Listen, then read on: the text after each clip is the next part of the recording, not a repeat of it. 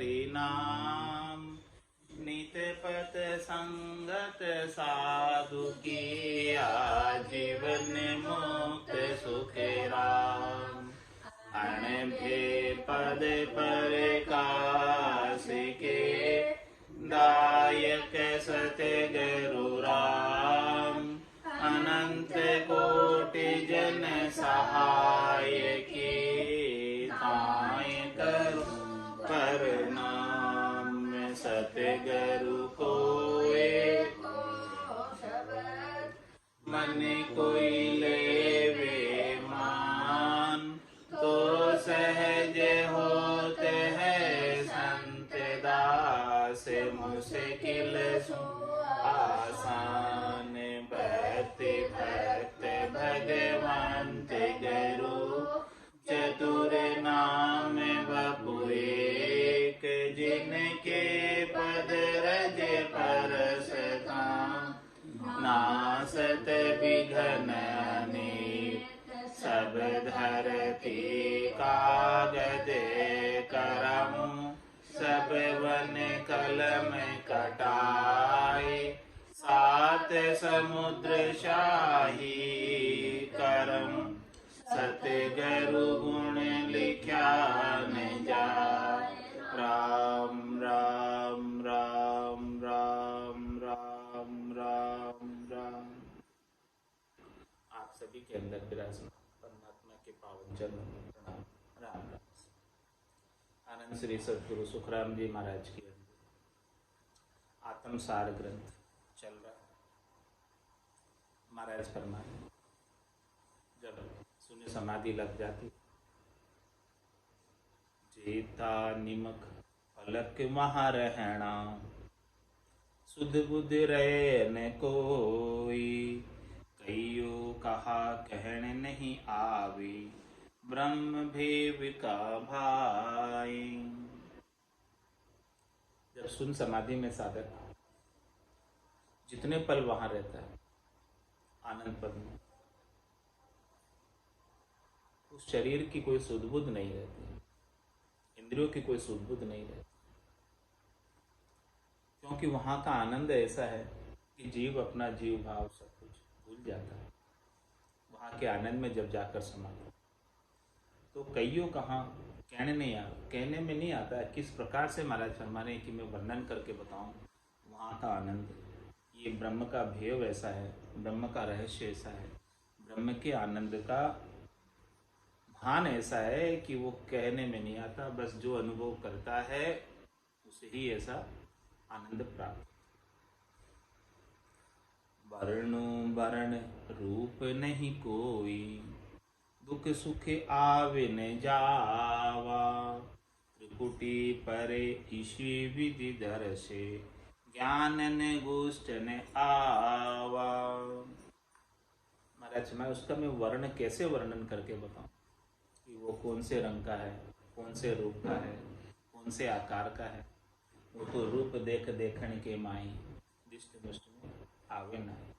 राम कागदा ऊपर मंडे नहीं, मुख और जिह्वा पे वर्णो वर्ण रूप नहीं कोई, उसका कोई आकार नहीं है, रूप नहीं है।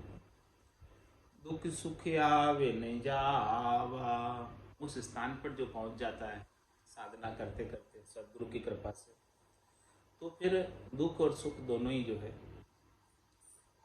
समाप्त हो जाते हैं। दुख और सुख से परे हो जाता है। दुख और सुख लखाते नहीं, न दुख दुख रह जाता है और न सुख सुख रह जाता है।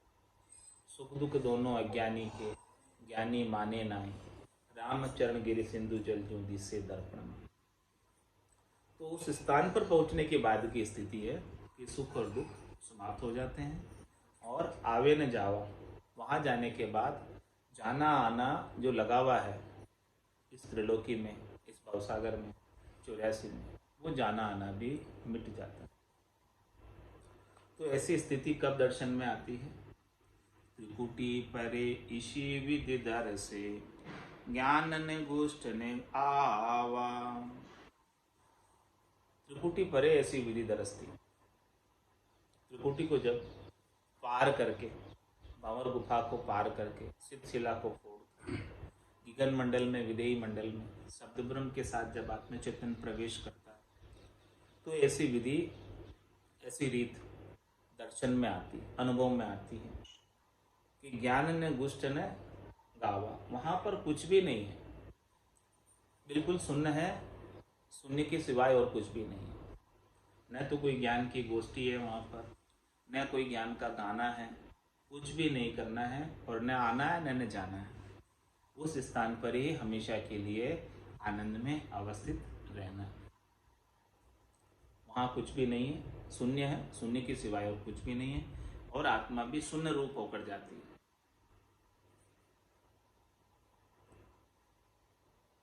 वाणी वेद बात सब उल्ली, कथे बके हद माही, जब जन जाय देश वो देखियो, बिना ध्यान कछु नाही। महाराज फरमा रहे हैं कि जो मुखारबिंद से वचन कहने में आ रहे हैं, वाणी वेद बात सब उल्ली, कहने में कहाँ तक की चीज आएगी, जब तक किनारे पे खड़े, और जैसे ही कोई समुंदर के अंदर डुबकी लगा ले फिर क्या वो कुछ कह पाएगा, कुछ नहीं कह पाएगा। इसी प्रकार से महाराज फरमाने कि जहाँ तक कहने की बात आ रही है वो कहने की बात किनारे तक की बात है। वाणी वेद बात सब उल्ली, जो 52 अक्षरों में मुखारबिंद के द्वारा कहा जा रहा है वो बात तो उल्ली बात है। वो आनंद ब्रह्म का जो सुन सागर में आता है, सुन समाधि में आता है, वो तो कहने में नहीं आता, वो तो अनिर्वचनीय है, वचनों में कहकर नहीं बताया जा सकता। उसे तो केवल सद्गुरु की कृपा से ज्ञान को प्राप्त करके ज्ञान का बोध किया जा सकता, उस आनंद का बोध होता है, उस आनंद की अनुभूति होती है, वर्णन नहीं होता। तो जो वर्णन करने में आ रहा है वो महाराज फरमाने सारी उल्ली बातें हैं। सुन सागर में डुबकी लगाने से पहले तक की बात सब वर्णन करने में आती है। तो वाणी वेद बात सब उल्ली, कथे बके हद माही, जो कुछ भी कथा गया है, जो कुछ भी कहा गया है, वो सब हद की बातें कही गई हैं, और ज़्यादा से ज़्यादा कई तो बेहद की बातें कही। लेकिन वो अगम देश की बात जिसकी गम इंद्रियों को नहीं है, तो इंद्रियां उनका कैसे वर्णन कर सकती है? मुख भी तो इंद्रिय है, वाणी भी तो इंद्रिय है, कैसे वो बोलकर बता सकते हैं? जब जन जाए देश वो देखा, बिना ध्यान कछु नाही। इसीलिए महाराज हमारे ये भक्ति करने वाले जन ने उस चौथे लोक को, चौथे देश को, संतों के देश को, रामजनों के देश को जाकर देखा। चरम चक्षुओं से तो नहीं दिखता वो देश, इन नैना नहीं देखिया, अजब अनुपम चैन, सुखराम सुरत नैन सु देख कर बाकत अब ज्ञान चक्षु, सुरत चक्षु, दिव्य चक्षु, ब्रह्म चक्षु जब सदगुरु की कृपा से खुलते हैं तब वो दिखते हैं, तब वो अनुभव में आते हैं। दिव्य नैन माया का खुलिया, ब्रह्म अखंडित सूझे, कै सुखराम ब्रह्म का खुलिया, परम धाम जब सूझे। जब जन जाय देश वो देखा, बिना ध्यान कछु नाई। महाराज हमारे की वहाँ पर जो सुन समाधि के अंदर ध्यान लगता है, तो ध्यान के सिवाय वहाँ कुछ भी नहीं है। ध्यान का जो आनंद आता है, उस आनंद के सिवाय वहाँ कुछ भी नहीं, बस आनंद ही है, आनंद के अलावा और कुछ नहीं, अन्य कुछ चीज नहीं। निरखत निरखत गिगन को सबे चैन मिट जाए, जो नर को सुखे राम कहे, नींद गरा शिवाय। कैसी स्थिति हो जाती है कि ये निरखते निरखते, ध्यान लगाते लगाते, लगते लगते ध्यान, सभी चैन मिट जाते हैं, सुन समाधि में पहुंच जाते हैं, और ऐसी स्थिति होती है कि बहुत गहरी निद्रा को का सुख लेकर आए। बहुत गहरी नींद आती है तो उसके अंदर कैसा सुख आता है, उससे कई गुना ज्यादा सुख सुन समाधि में आता है। तो जब जन जाए देश वो देखा, बिना ध्यान कछु नाई। आत्म माय अनंत है लीला, सतगुरु हमें दिखाई, जन सुखी राम निरख हुआ निर्भय, प्राण परम गति पाई। महाराज फरमाने कि इस आत्मा के आनंद, अनंत प्रकार के लील विलास, अनंत प्रकार के सुख विलास, वो सब आत्मा अनुभव करती है भीतर ही भीतर, घट पर्चों के माध्यम से। लेकिन ये सारी चीजें जो है आत्मा के आनंद की, घट पर्चों के आनंद की बताने वाले कौन, भेद देने वाले कौन? ऐसे भेदी जन, ऐसे संत, ऐसे सद्गुरु यदि हमें नहीं मिलते तो क्या हम इस आनंद को प्राप्त कर पाते, आत्मा आनंद को प्राप्त कर पाते? वही बात महाराज कह रहे हैं कि आत्म माय अनंत है लीला। अनंत तो ही सुख विलास प्रकट हो रहे हैं आत्मा। अनंत का मतलब ऐसा सुख विलास प्रकट हो रहा है जिसका कभी अंत नहीं, जिसका कभी क्षय नहीं आवे, जिसका कभी पार नहीं पावे। तो आत्म माय अनंत है लीला, सतगुरु हमें दिखाई। सतगुरु ने हमें ऐसा ज्ञान का भेद दिया और उस ज्ञान के भेद के माध्यम से दिव्य नयन खुले, ब्रह्म नयन खुले और हमें ऐसी आत्मा आनंद की, भजनानंद की सारी चीजें, सारे गट पर्चे अनुभव में आने लगे। तो महाराज फरमा रहे हैं कि जन सुखे राम निरख हुआ निर्भय। जब सदगुरु ने जो ऐसी चैन बताए थे, ऐसी चीजें बताई थी कि भाई ऐसा ऐसा रास्ते के चैन ऐलान आएंगे और परम पद के भी ऐसे ऐलान है। तो जब वो ऐलान मिल गए, हमें चैन मिल गए, जो सदगुरु ने बताए वो सेम टू सेम हमारे गट के भीतर भी प्रकट होने लगे, अनुभव में आने लगे, स्वतः ही ऑटोमेटिक गिव आउट। जन सुखी राम निरख हुआ निर्भय। ऐसे चैनों को, ऐसे आनंद को दिव्य नैनों के द्वारा, ब्रह्म नैनों के द्वारा गट के भीतर ही निरख कर निर्भय हो गए। हाँ, अब अपना काम पक्का बना है, अब हमें जन्म मरण में आने की आवश्यकता नहीं रही। ऐसे चेंज जब प्रकट रहे तो समझो कि काम पक्का हो गया।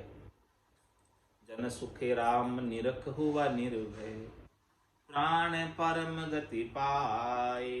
प्राण को आत्मचेतन, इसको परम गति मिल गई। परम गति क्या है? उस गति को प्राप्त कर लिया जहां जाने के बाद कुछ काम शेष नहीं रह जाए, जहां जाने के बाद वापस आने की आवश्यकता नहीं रह जाए।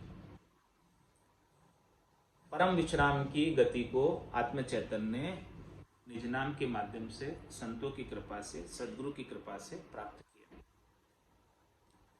तो ऐसी परम गति को प्राप्त करने के लिए ही परमात्मा ने कृपा करके मिनखा दे अपने को प्रदान किया। देव दुर्लभ मिनखा दे है जो इस आत्मा को परम गति में पहुंचाने के लिए परमात्मा ने दी है।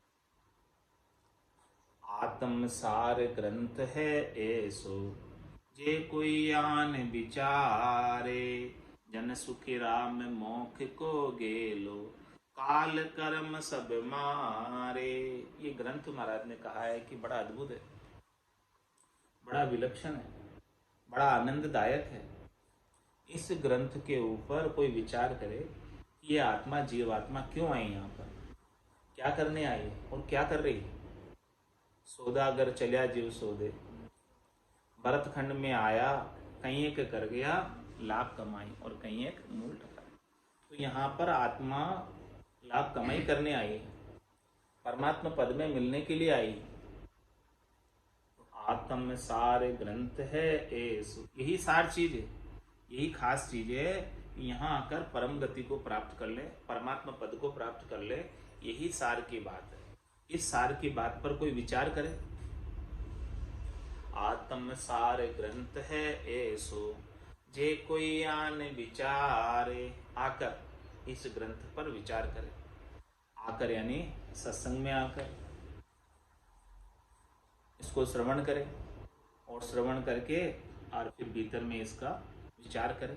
जैसे संतों ने, सदगुरु ने, केवली भगवंतों ने ज्ञान बताया है, इस ज्ञान के अनुसार साधना करे और साधना करके जैसे जैसे घट पर्चे बताए वैसे वैसे घट पर्चों का घट के भीतर अनुभव करे। तो आत्म सार ग्रंथ है ऐसो, जे कोई आन विचारे, जन सुख राम मोख को गेलो, काल कर्म सब मारे। मार्ग हमारे ये मार्ग जो है ना मोक्ष में जाता है सीधा। ये मोक्ष का मार्ग है, मोक्ष का गेला है, मोक्ष का रास्ता है आत्म सार ग्रंथ पूरा। जो कोई इस पर विचार करेगा, इसके अनुसार साधना करेगा, वो निश्चित रूप से मोक्ष के मार्ग पर चल पड़ेगा और परम मोक्ष को प्राप्त हो जाएगा। और उसका जितना भी कर्म है, संचित क्रियमान प्रारब्ध, वो सब समाप्त हो जाएंगे। और उस देश में जाने के बाद काल का जोर नहीं चलता, समय का जोर नहीं चलता। समय का जोर त्रिलोकी तक चलता है। ये त्रिलोकी में जो कुछ भी निवास कर रहे हैं, सबको समय अपने अनुसार चलाता है। लेकिन चौथे पद में जाने के बाद वहाँ पर समय नहीं है, वहाँ पर काल नहीं है, वहाँ पर आनंद ही आनंद है और हमेशा हमेशा के लिए। उपजे ज्ञान कर्म सब छूटे, भरम विदु से सारा, आत्म माय परम पद पावे, जे कोई करे विचारा। इस आत्म सार ग्रंथ पर कोई विचार करे तो महाराज फरमाने उपजे ज्ञान, ज्ञान उत्पन्न हो जाता है, ज्ञान प्रकट हो जाता है, ज्ञान जागृत हो जाता है। उपजे ज्ञान, और जैसे ही ज्ञान जागृत होगा तो भरम विदु से सारे प्रकार के जो भरम है, शरीर संसार से सुख प्राप्ति के, त्रिलोकी में फल प्राप्ति के जितने भी भरम, नाशवान सुखों के जो भरम है, क्षणिक सुखों के जो भरम है, वो सबका विध्वंस हो जाता है और उस शाश्वत आनंद को प्राप्त होता है। तो उपजे ज्ञान कर्म सब छूटे। कर्म कब छूटेंगे? जब इस प्रकार से भ्रमों का विध्वंस होगा। जब तक भ्रम बने रहेंगे तब तक भ्रमों की पूर्ति के लिए ये जीवात्मा कर्म करती रहेगी, और कर्म करती रहेगी तो कर्म छूट नहीं सकते। तो ये ज्ञान से ही भ्रमों का विध्वंस होगा और भ्रमों के विध्वंस से ही कर्मों का विध्वंस होगा। उपजे ज्ञान कर्म सब छूटे। और जब तक कर्मों का विध्वंस नहीं होगा तब तक तो धर्मराय कर्मों का भुगतान पाप और पुण्य के रूप में करवाने के लिए वापस शरीर धराएगा। क्योंकि ब्रह्मा रच्यो गणन को, विष्णु करण प्रतिपाल, शिव रच्यो संहार को, इंद्र बरसन मेघमाल, पाप पुण्य का न्याय को, सिरजो है धर्मराज, संत सिरजा सुखराम के। जीव उदाहरण का, संतों तो जीवों का उद्धार करने के लिए इस धराधाम पर नित्य अवतार धारण कर कर परमात्मा के रूप ही है वो अवतरित हुए। तो उपजे ज्ञान कर्म सब छूटे, भरम विदु से सारा, आत्म माय परम पद पावे, जे कोई करे विचारा। महाराज हमारे हैं कि इस आत्मा, ये आत्मा जो है परम पद के अंदर जाकर समा जाती है। आत्म माय परम पद पावे, ये आत्मा परम पद में जाकर मिल जाती है। ये आत्मा स्वयं परमात्मा रूप ही हो जाती है, राम रूप ही हो जाती है। अब इस आत्मा में और परमात्मा में, राम जी में कोई अंतर नहीं रह जाता है। जैसे बूंद मिले सागर में, पकड़ सके क्या कोई कर्म, यह चैन दर्शा बिना, मत कोई छोड़ो ध्यान, राम चरणिक राम बिन सभी ही फोकट। आत्म माय परम पद पावे, जे कोई करे विचारा। तो इस पर कोई विचार करे, विचार करके और इसको धारण करे, धारण करके और परम पद को पाले। बाँचे सुने अर्थ जो चीने, चेत चित्त दे माही, जन सुखी राम ब्रह्म के गेले, भूल पड़े को नाही। इस आत्म सार ग्रंथ को बाँचे, पढ़े इस आत्म सार ग्रंथ को। इसमें एक एक शब्द जो लिखा हुआ है, एक एक साख जो लिखी हुई है, बेशकीमती है। सब में रहस्य भरा हुआ है, सब में भेद है। बाँचे सुने अर्थ जो चीने, और उस साख का अर्थ चीने। चीनने का क्या तात्पर्य? कि जैसा साख के अंदर बताया है वैसा आपके घट के भीतर अनुभव होना चाहिए, वो चीनना। अर्थ चीनना मतलब जैसा साथ में महाराज कह रहे हैं बात, वो बात आपको प्रैक्टिकल करनी है, वो अलग चीज। जब तक प्रैक्टिकल अनुभव में नहीं आएगी तब तक समझो कि इसका अर्थ आपने चीना नहीं। चेन के माध्यम से, गटपर्चों के माध्यम से उस अर्थ को यथार्थ करना है, सिद्ध करना है कि जो बात महाराज कह रहे हैं वो आपके गट के भीतर सिद्ध हो गई। तो बाँचे सुने अर्थ जो चीने और चेत चित्त दे माही। और महाराज फरमाने हैं कि चेतन होकर, यानी जागृत होकर, चित्त इसमें लगा ले, चेता इसमें लगा ले। चेता लग जाएगा चेतन होकर, यानी प्रमाद को छोड़कर, आलस्य को छोड़कर, मुर्दारपणे को छोड़कर, कायरता को छोड़कर, चेतन होकर, जागृत होकर, यदि आप अपना कल्याण करना चाहते हो, यदि इसी जन्म के अंदर परम पद को प्राप्त करना चाहते हो, तो महाराज कह रहे हैं चेत चित दे माई, चेतन होकर चित इसमें लगा दे। जब सदगुरु के अनबे के वचन चल रहे हैं तो एकदम चेतन हो जाओ, कान खड़े हो जाने चाहिए। दूसरा और कोई काम नहीं करे उस वक्त। जब सदगुरु के अनबे के वचन चल रहे हैं तो दूसरा अन्य कोई काम नहीं करना। एक जगह बैठकर इन अनबे के वचनों को सुनना है, तभी जाकर उन अनबे के वचनों का प्रभाव आपके चित्त पर पड़ेगा। यदि आपके चित्त की वृत्ति अन्य कामों में लगी हुई है तो जितना प्रभाव होना चाहिए इन शब्दों का उतना नहीं होगा, 50% ही होगा। लेकिन काम 50% से नहीं बनेगा। काम तो जब 100% चित्त चेतन होकर ये अनबे के वचनों को सुनने में लग जाएगा तभी काम बनेगा। बाँचे सुने अर्थ जो चीने, चेत चित दे माही। जन सुखी राम ब्रह्म के घेले, भूल पड़े को नाई। ये ब्रह्म प्राप्ति का गेला है।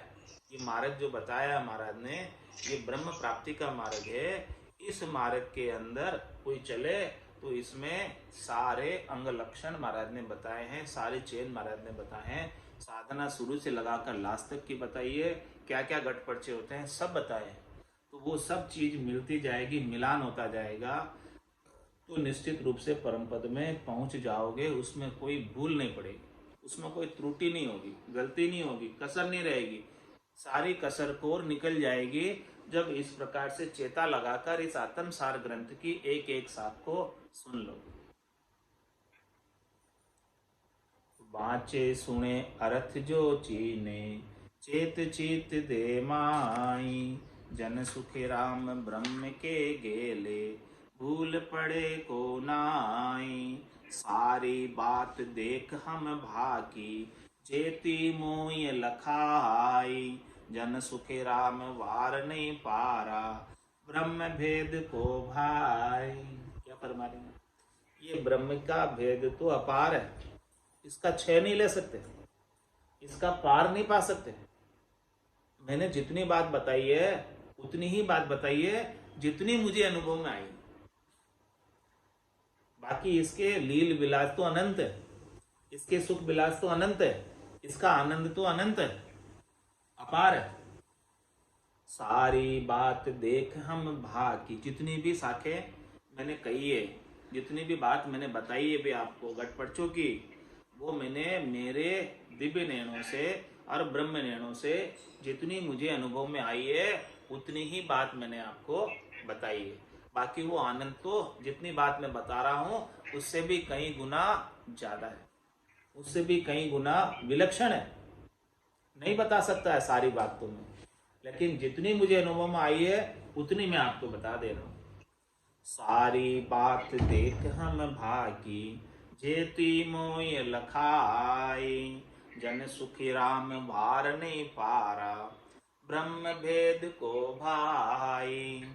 आत्म सार ग्रंथ जो बाँचे, अर्थ करे जो न्यारा। जन सुखी राम गुरु सो मेरा, मैं हूँ शिष्य तुम्हारा। और महाराज क्या फरमा रहे हैं? इस आत्म सार ग्रंथ को कोई बाँचे और अर्थ करे जो न्यारा। अर्थ करने का मतलब उसका प्रैक्टिकल गट के भीतर अनुभव करे, अपने स्वयं के गट के भीतर अनुभव करे। आत्म सार ग्रंथ जो बाछे, अर्थ करे जो न्यारा, जन सुख राम गुरु सो मेरा, मैं हूँ शिष्य तुम्हारा।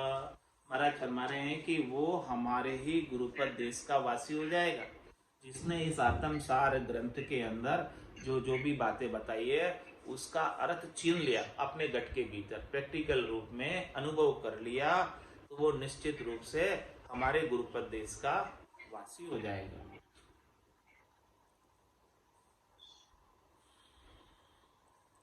पाख पाख कड़ियां सब सारी, अर्थ बिना नहीं एको, जन सुखी राम ग्रंथ ओ कियो, साध सिद्ध सब देखो।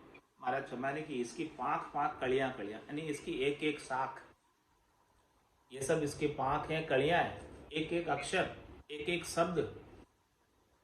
अर्थ बिना नहीं एको, एक भी शब्द जो है मैंने इसमें बिना अर्थ के नहीं लिखा है, बिना अर्थ के नहीं कहा है। हर एक शब्द का इसमें अर्थ है, हर एक शब्द इसमें इंपॉर्टेंट है, हर एक शब्द इसमें महत्वपूर्ण है।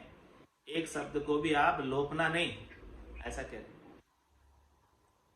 जन सुखी राम ग्रंथ ओ कियो, साध सिद्ध सब देखो। सबके लिए कह रहे महाराज, साधना करने वाले जन हो चाहे सिद्ध जन हो, जिसने अपनी साधना को सिद्ध कर लिया वो भी देखो।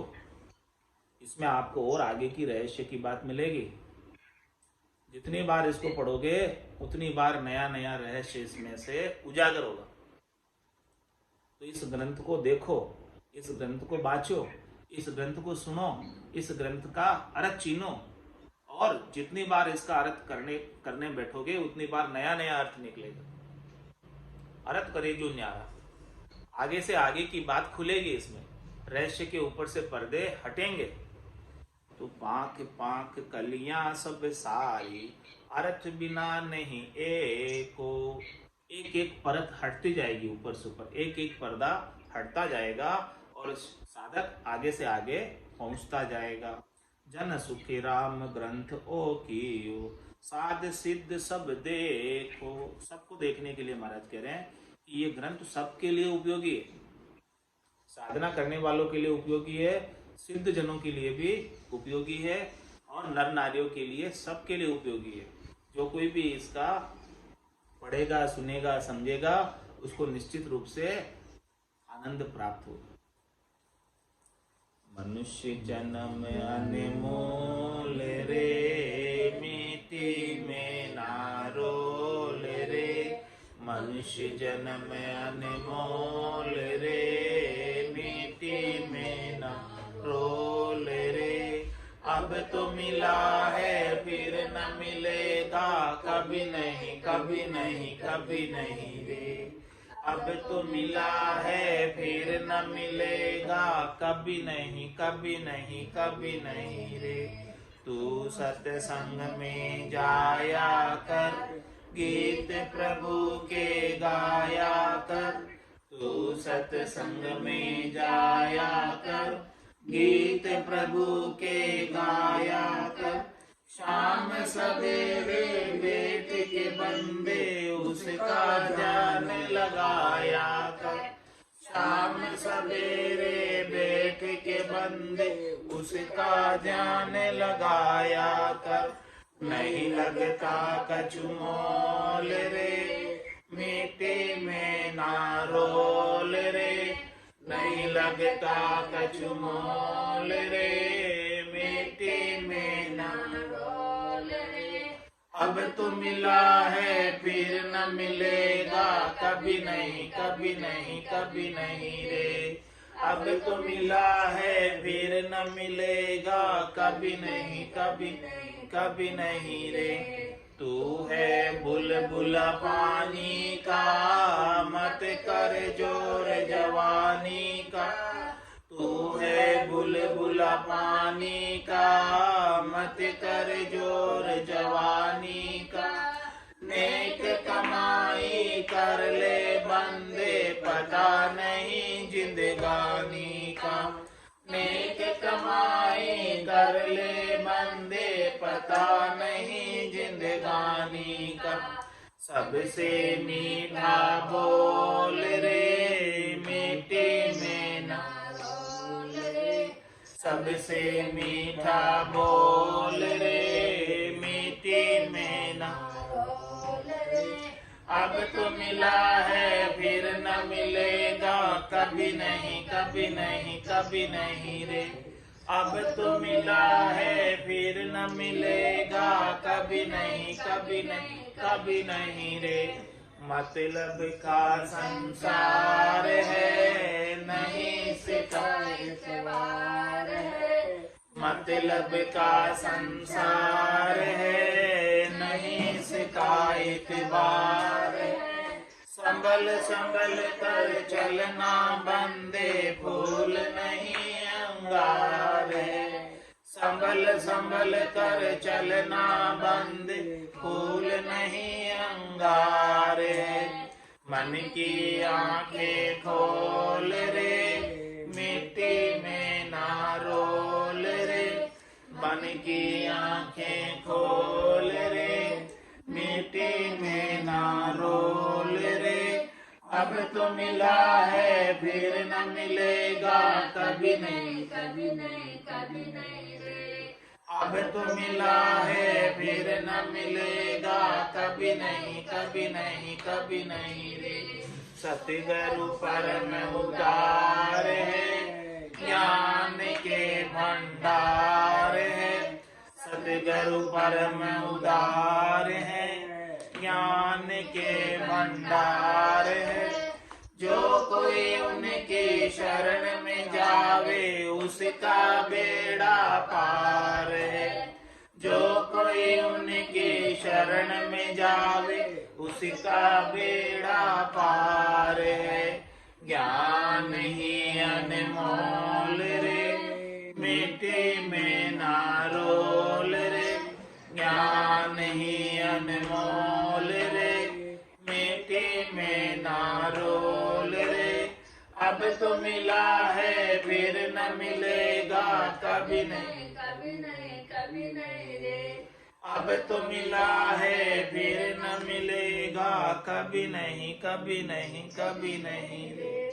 बोलो राम सद्गुरु देव जी महाराज ने धन्य हो धन्य हो।